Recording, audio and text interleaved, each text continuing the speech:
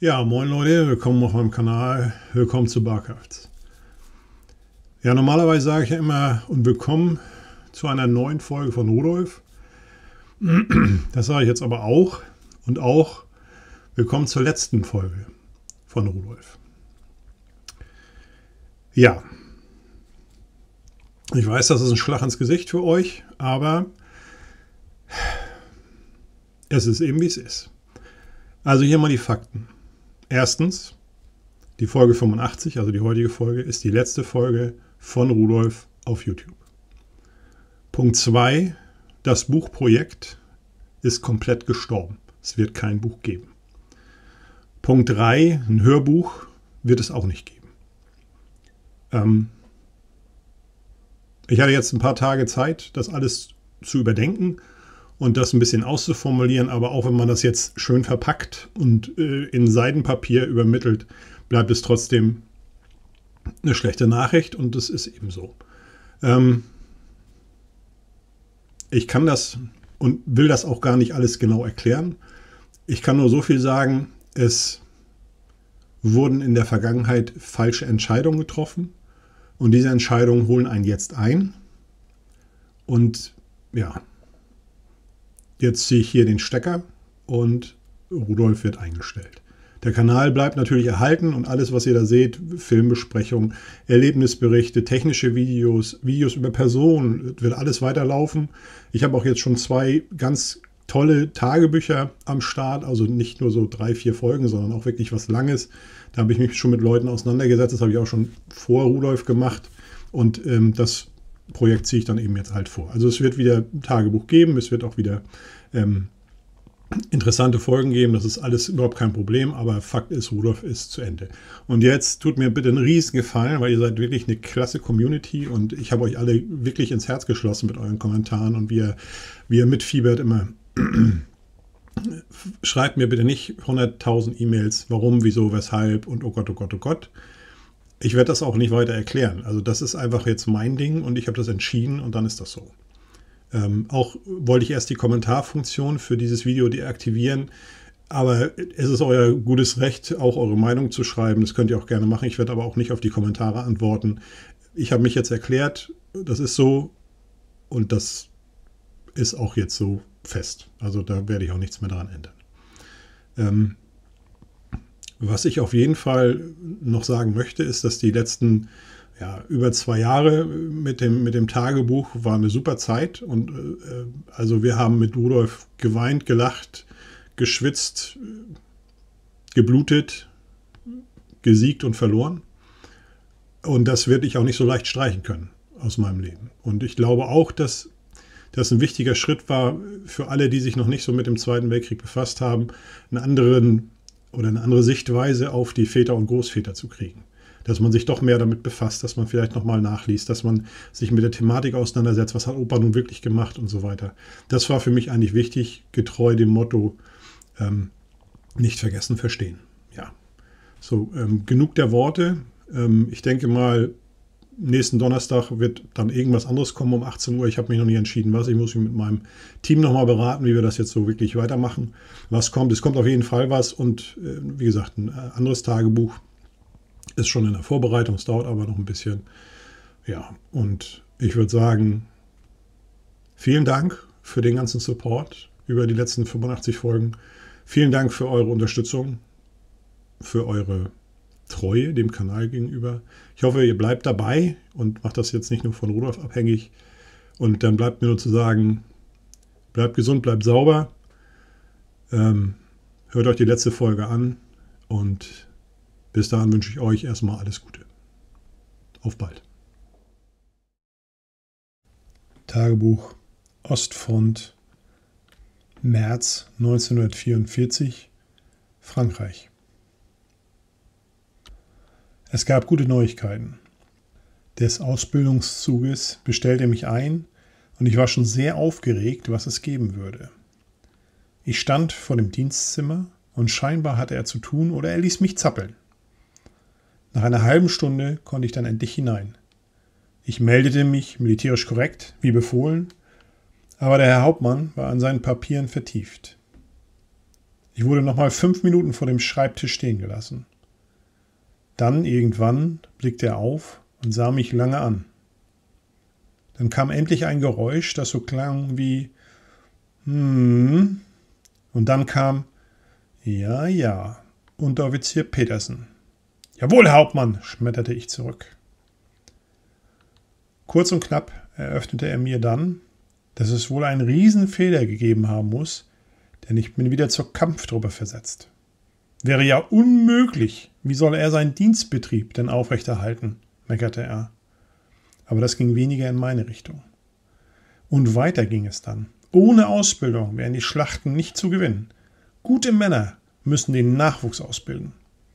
Ich nickte, aber sagte nichts. Er sollte sich erstmal Luft machen und dann würden wir schon sehen. Dann durfte ich mich setzen und er sprach mit mir wie ein väterlicher Freund. Mensch, Petersen, Sie sind nun ein paar Mal davongekommen. Wollen Sie nicht lieber hier bleiben? Fragte er mich besorgt. Ich hatte es mir gut überlegt, meine Entscheidung stand. Nein, Herr Hauptmann, ich will zu den Kameraden und wieder Teil einer Panzerbesatzung sein.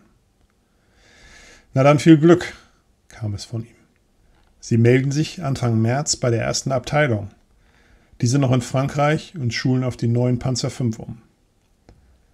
Ich sollte dann noch ein paar Tage Urlaub nehmen, denn bei der Abteilung später wäre das nicht mehr so einfach. Er wünschte mir dann alles Soldatenglück und gab mir noch mit, dass ich doch nicht den Heldentod sterben sollte. Damit war ich entlassen. Ab zum Spieß, den Papierkram fertig machen, Urlaubsschein noch vorbereiten und dann 5 Tage nach Hause. Wir hatten ja nun schon Mitte Februar und bis zur Versetzung war es nicht mehr lang.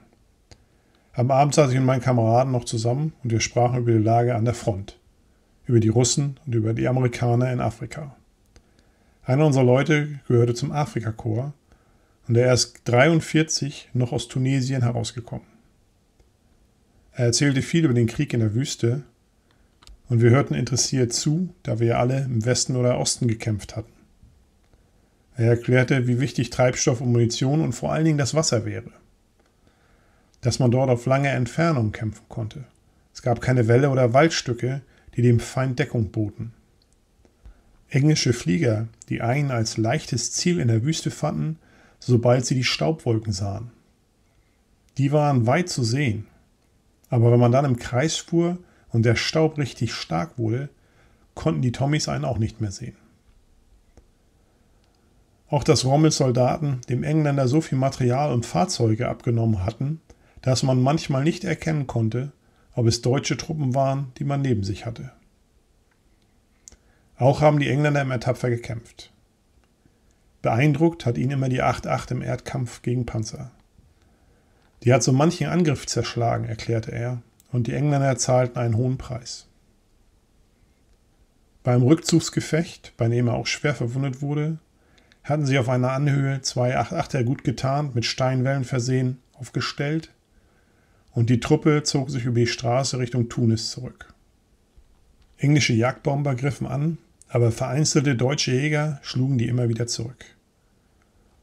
Der Engländer stieß hart nach und die deutschen Panzer der Nachhut kamen nicht so gut voran, wie es geplant war. Hinhaltende Nachhutgefechte kannten wir ja schon, aber die Engländer hatten einfach zu viel Material.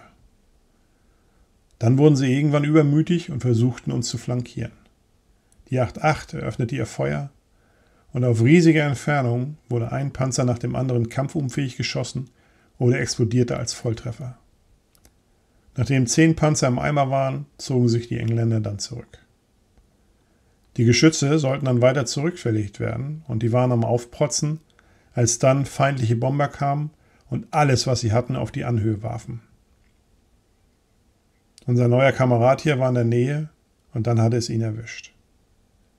Durch die Druckwelle wurde er gegen den Felsen geworfen und brach sich beide Beine. Noch ein paar große Splitter im Rücken hat er abgekriegt und dann ging es nicht mehr weiter. Einige Fahrzeuge waren so beschädigt, sie mussten gesprengt werden. Alle Verwundeten wurden auf die restlichen Fahrzeuge geladen und ab dafür. Auch die 8.8 war zu Klump geschmissen und ein Großteil der tapferen Bedienung war gefallen. So kam er dann doch noch raus und wurde mit einer Ju-52 ausgeflogen. ob er nicht auch wieder zur Truppe wollte, fragte ich ihn dann. Er erwiderte, dass ihm alles recht sei. Die nächsten Tage waren wir mit der Ausbildung beschäftigt und hatten alle Hände voll zu tun. Mittlerweile hatte ich meine Kameraden hier auch zu schätzen gelernt und wir hatten so manchen schönen Abend verlebt. Die wussten auch schon, dass ich wieder gehen würde, und kurz vor meinem Urlaub gab es noch ein Fest im Kreise der Unteroffiziere. Viel flüssiges und gutes Essen gab es und wir hatten sehr viel Spaß. Ein paar Tage später fuhr ich wieder nach Hamburg. Auch wenn Gudrun es nicht zeigte, merkte ich doch, dass sie mit meiner Entscheidung nicht so glücklich war. Aber das schob sie weg und wir fuhren mit Mareike ein paar Tage an die Ostsee. Ein Onkel von Gudrun hatte ein kleines Haus in der Nähe von Fehmarn und wir konnten dort ein paar Tage zu Besuch sein. Es war eine schöne Zeit, auch wenn es noch kein Badewetter war, aber wir hatten trotzdem Glück und es blieb trocken. Hier könnte es mir auch gefallen. Kleines Häuschen am Wasser, das wäre was. Kann ja noch kommen. Gudruns Onkel und Tante waren sehr nette Leute. Sie hatten vor 3 Monaten ihren Sohn verloren. Er war Kratzschütze und ist in Italien gefallen. Er musste gegen die Amis kämpfen, erzählte mir Gudruns Onkel. Hat im letzten Heimaturlaub viel von Italien erzählt und wie schön es da wäre. Dann, ein paar Tage später, war er wieder bei seiner Truppe und wurde tödlich getroffen. Ein trauriges Kapitel für die Familie. Und ich hoffe, mein Vater muss nicht auch irgendwann jemandem erzählen, wo ich mein Leben ausgehaucht habe. Trotz der Trauer um den Sohn waren es gute Gastgeber und wir waren sehr glücklich dort. Auch meine Zeit zu Hause war bald um. Es ging wieder zurück zu meiner Einheit. Von dort wurde ich dann in Marsch gesetzt, um wieder zur ersten Abteilung zu kommen. Eigentlich war die Abteilung in Bourges-Verdun, aber scheinbar wurden noch Männer in Erlangen ausgebildet. Nun ja, ich war auf dem Weg nach Frankreich. Es war eine schöne Reise mit dem Zug und wir hatten Glück, dass uns keine einfliegenden Bomber aufhielten. Als ich dann endlich dort ankam, war es auch nicht so leicht, die Truppe zu finden. Es dauerte Stunden, bis ich dann endlich jemanden fand, der mir weiterhelfen konnte. Ein Restkommando war noch da, um die Urlauber aufzufangen und dann der Abteilung zu folgen. Die war mittlerweile nach Österreich verlegt worden und sammelte ihre Truppenteile. Von dort sollte es dann wieder weitergehen. Wohin, wusste noch keiner. Ich dachte mir, dass es sicher wieder in den Osten gehen würde. Aber nun ging es mit den anderen Soldaten erstmal nach Österreich. Endlich dort angekommen, war ich wieder Teil einer Truppe. Ich machte mich auch gleich daran, Peter zu suchen. Der war aber noch in Erlangen, die restlichen Besatzungen holen. Mitte März waren wir dann endlich zusammen und Peter führte mich herum und stellte mich vor. Es waren einige alte Bekannte dabei, aber auch viele neue Gesichter. Abends saßen wir zusammen und besprachen, wie es weitergehen sollte. Peter erklärte mir, dass er sich mit einem der Abteilungsärzte besprochen hätte und er meinte, dass er sich nochmal meine Augen ansehen wollte. Bis dahin war ich als Ersatzladeschütze im Stabszug eingeteilt. Also bekam ich eine Einweisung am Panzer 5. Ich sage mal so, die Tätigkeit des Ladeschützen ist, wenn man jahrelang neben einem saß und sich gegenseitig geholfen hat, nicht ganz so schwer. Natürlich war der Turm vom Panzer 5 anders, die Munition, das Ladesystem und die Anordnung, aber im Endeffekt war alles ziemlich ähnlich. Die Geschwindigkeit kommt dann mit der Übung. Aber das war schon ein Wunderwerk der Technik. Da hatte sich einer mal angehört, was die Panzermänner gerne hätten. Peter war sehr stolz auf seinen Panzer. Er war zwar noch nicht im Gefecht, aber mit dem guten Stück würde es schon klappen. Wir hatten noch ein paar Tage und dann kam, was kommen musste. Wir bekamen Befehle, nach Budapest zu verlegen. Wir gehörten nun zur Panzerlehrdivision und damit ging einher, dass wir die ungarischen Streitkräfte unterstützen sollten. Also wurde alles verladen und per Bahntransport ging es nach Ungarn. Also wohl erstmal nur helfen und nicht kämpfen. Ich verstand mich gut mit meinen Kameraden und die alten Feldwebel und Oberfeldwebel hier respektierten die erfahrenen Ostkämpfer und es schien eine eingeschworene Kampfgemeinschaft zu sein. Ich war gespannt, was uns dort erwarten würde und ob ich als Reserve vorerst nichts weiter zu tun hätte. Aber ich sagte mir dann, dass ich den ersten Schritt geschafft hätte und wieder in einem Panzer sitzen würde. Alles war in greifbare Nähe gerückt. Ich war da, wo ich sein wollte. Ich war wieder bei meinen Kameraden.